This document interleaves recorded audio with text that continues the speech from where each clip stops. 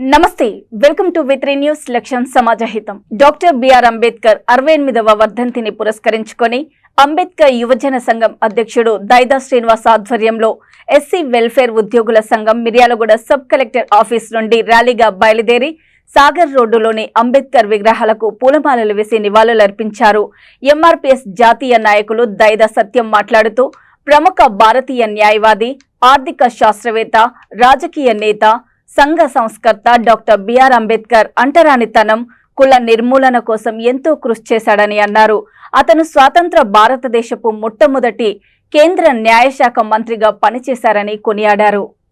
జన్మించిన అంబేద్కర్ గారు చిన్నతనం నుంచే అనేక అవమానాలు గురయ్యి మరియు ఉన్నత విద్యలు చదివి మన అంటరాని వర్గాల కోసం అనేకంగా పోరాటం చేసి మహనీయుడు మరియు పేదల కోసం ఓటు హక్కు కల్పించుడు, మహిళల కోసం తన పదవిని సార్లు రాజీనామా చేసిన మహనీయుడు. ఈరోజు ప్రపంచంలో కూడా ఒక గొప్ప వ్యక్తిగా ఎదిగినట్టే డాక్టర్ బిఆర్ అంబేద్కర్ గారు ఒక భారతీయుడు కావడం చాలా గొప్ప విషయం. కాబట్టి అంబేద్కర్ గారు అంటే ఎస్సీ ఎస్టీ బీసీ కాదు.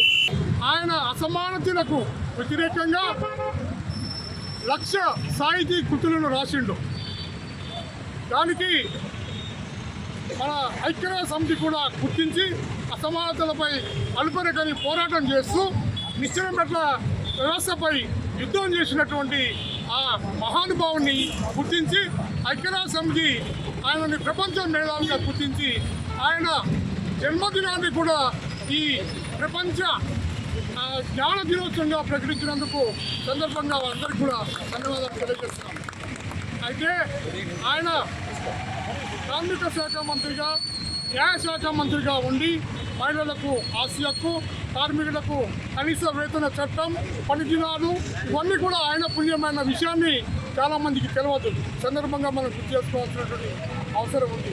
అయితే ఆయన జీవితాంతం కూడా బడుగు బలహీన వర్గాలకే కాకుండా ప్రపంచంలో ఉన్న దేశంలో ఉన్న ప్రజలందరికీ సేవ చేసిండు. ఆయన వచ్చినటువంటి వాళ్ళందరూ కూడా అంబేద్కర్ భావజాలాలు కలిగినటువంటి వారే. మరి మేధావులు, వక్తలు, విద్యావంతులు అందరూ కూడా ఉన్నారు. వారందరూ కూడా అంబేద్కర్ గారు రాజ్యాంగంలో రాసినటువంటి హక్కులను, ఆత్మగౌరవాన్ని, రాజ్యాధికారాన్ని మనం అనుభవించే విధంగా అడుగు బలహీన వర్గాల వారికి వీళ్ళకు కొట్టుకొని సంపాదించుకునే తెలివి లేక తినలేరు. కామారెడ్డి జిల్లా కేంద్రంలోని కాంగ్రెస్ పార్టీ కార్యాలయంలో ప్రభుత్వ సలహాదారుడు మహమ్మద్ షబీర్ అలీ మీడియా సమావేశం నిర్వహించారు. ఈ సందర్భంగా ఆయన మాట్లాడుతూ సీఎం రేవంత్ రెడ్డి కామారెడ్డి జిల్లాకు 23 కోట్ల నిధులు మంజూరు చేయడం జరిగిందని అన్నారు. ఇల్లు లేని వారికి ఇందిరమ్మ ఇండ్లకు 5 లక్షల రూపాయలు ఇవ్వడం జరుగుతుందని, దీనికి ఎలాంటి షరతులు వర్తించవని, ప్రతి నిరుపేదకు ఇవ్వడం జరుగుతుందని, కట్ ఆఫ్ డేట్ లోపల ప్రతి ఒక్కరికి రుణమాఫీ చేయడం జరుగుతుందని, రుణమాఫీ కాని వారు ఉంటే భయపడవలసిన అవసరం లేదని తెలిపారు. కొంతమంది కావాలని ప్రభుత్వంపై చెడు ప్రచారం చేస్తూ నిధులు రాకుండా అడ్డుకుంటున్నారని, వారి మాటలు నమ్మొద్దని షబీర్ అలీ అన్నారు. లక్షలు 8 కోట్ల రూపాయలకు స్టేడియం దాదాపు 23 crore 50 lakhs rupees ది నిన్న శాంక్షన్ గతంలో టీడీపీ హయాంలోనే వాళ్ళు 2018లో ఇచ్చినారు. కానీ దానికి ఫైనాన్షియల్, టెక్నికల్ ఏది లేదు, జస్ట్ ఎలక్షన్ దృష్టిలో పెట్టుకొని కాదాలు ఇచ్చినారు. తర్వాత మా Congress municipal and government of Telangana ఈ శాంక్షన్ ఎప్పుడో అయింది, కానీ ఇప్పుడు నేను చేసినా అని కొంతమంది మిత్రులు చెప్పుకుంటున్నారు. తీరుతున్న నీటి కష్టాలు ఈ గవర్నమెంట్ జీవో కాపీ తోటనే ఈ శాంక్షన్ జరిగింది. డేట్లో అన్ని డిపార్ట్మెంట్లతో రివ్యూ మీటింగ్ పెట్టించిన దాంట్లో కాంట్రాక్టర్ మేఘా వాళ్ళ కంపెనీ అండ్ తెలంగాణ గవర్నమెంట్కు సంబంధించిన అధికారులు, తర్వాత 2 కలెక్టర్లతో, కామారెడ్డి కలెక్టర్. కానీ మేము ఇచ్చేది 5 లక్షలు, ఎస్సీలు ఉంటే 6 లక్షలు అంతే మేము ఇచ్చేది.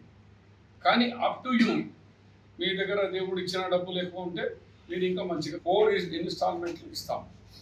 మొత్తం మా 5 సంవత్సరాల పరిపాలనలో మళ్ళీ ఎలక్షన్ వచ్చే వరకు 25 లక్షలు ఇల్లు కట్టించే టార్గెట్ మాది. 25 lakhs ఇల్లు కట్టించే 21 కోట్ల రూపాయలు, 21,000 కోట్ల రూపాయలు మేము ఇప్పటికే రైతులకు అందజేసి 100% అని అనుకుంటున్నాం. కొన్ని చోట టెక్నికల్గా ఫాల్ట్స్ ఉంటే ఉండొచ్చు.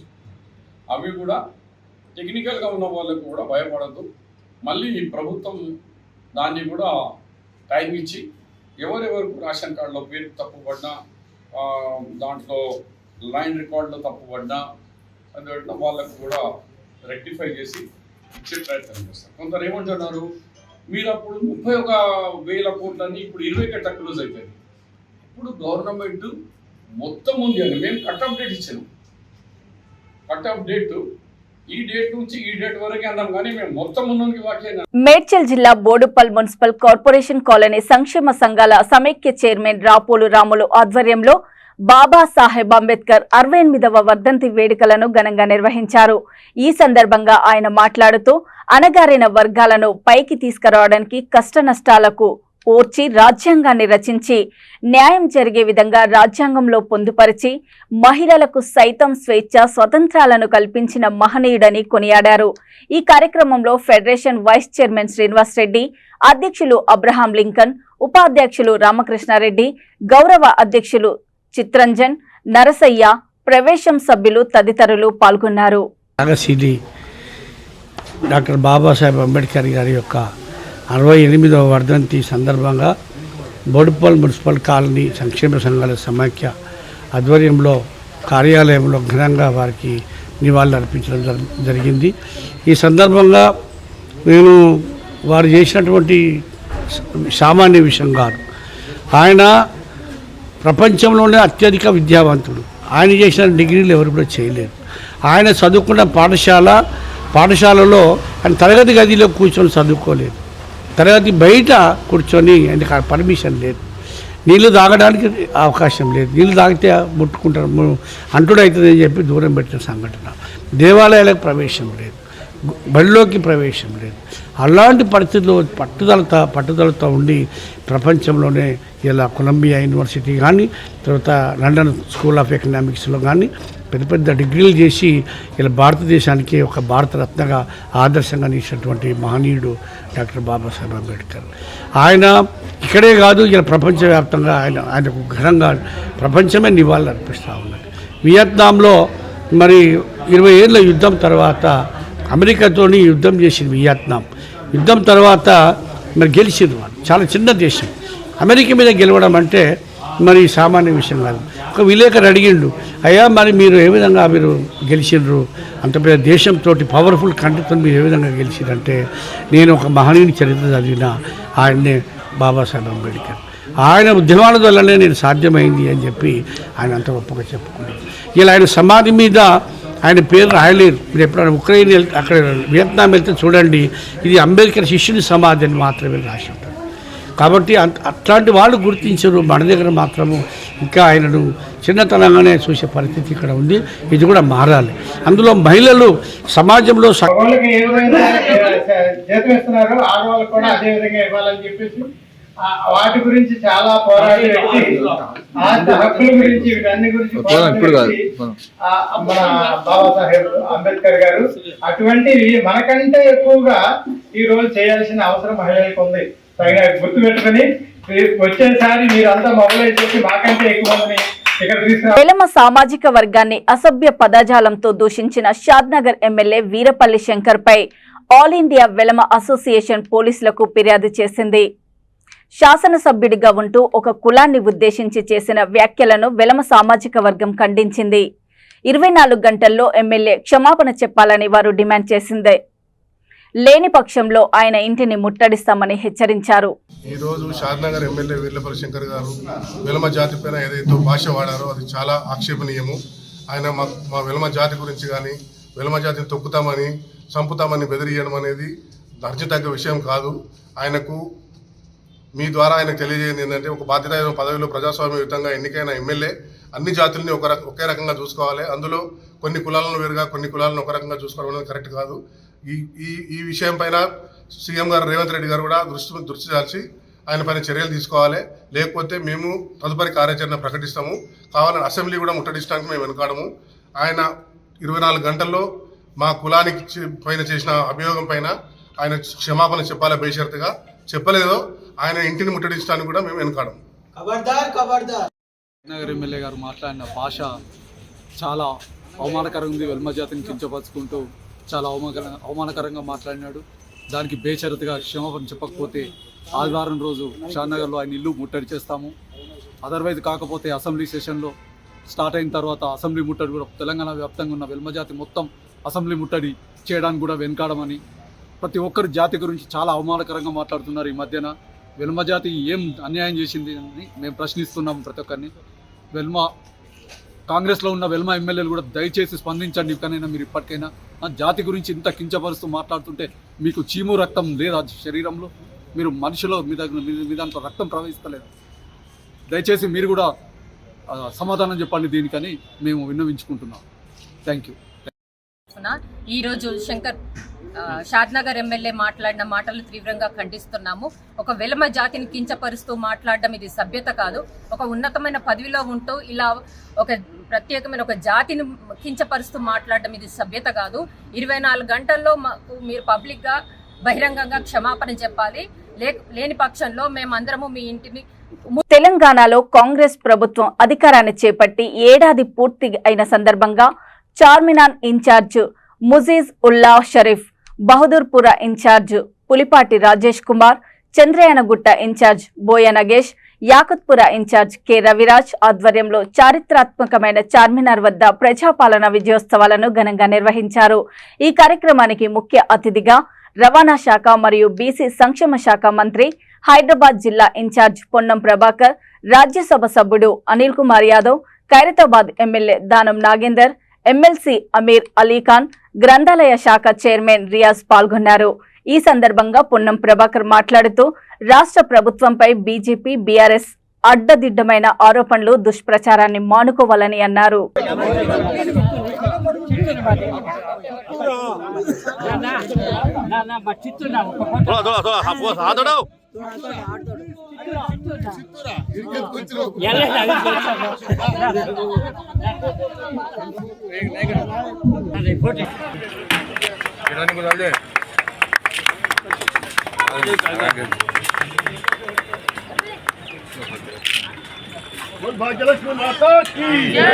అన్నా ఇంకా జరగనా మీరు ఫోన్ కింద కట్టనా ఫోన్ కింద కట్ట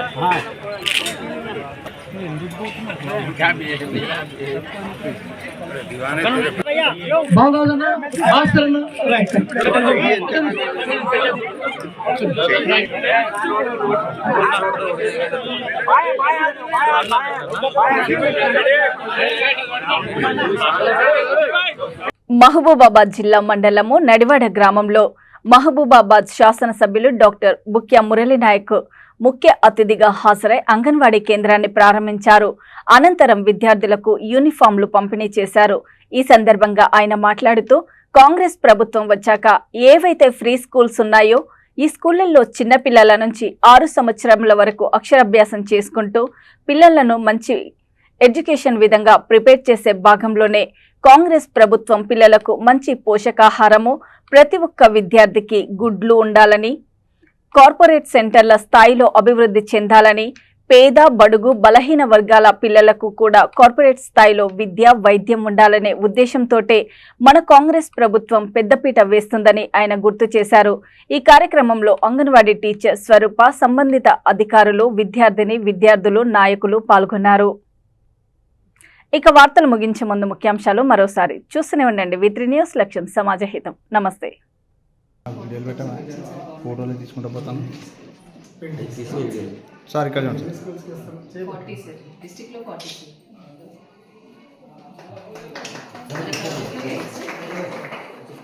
తీసిందన్న ఎగ్స్ అమ్ముతున్నారనే ఒక నెగిటివ్ రాకుండా మన ఎగ్స్ ఈజీగా ఐడెంటిఫై చేస్తాం.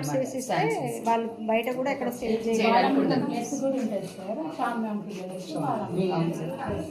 అది ఇక్కడ చాలా పిల్లలకు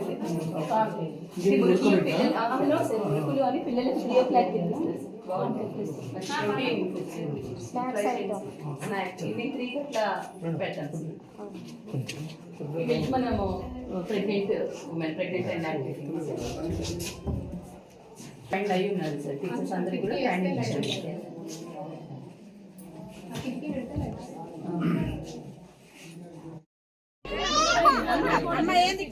సార్ ఇక్కడ చూడండి సార్, ఒకసారి పట్టుకోండి మేడం, జరగండి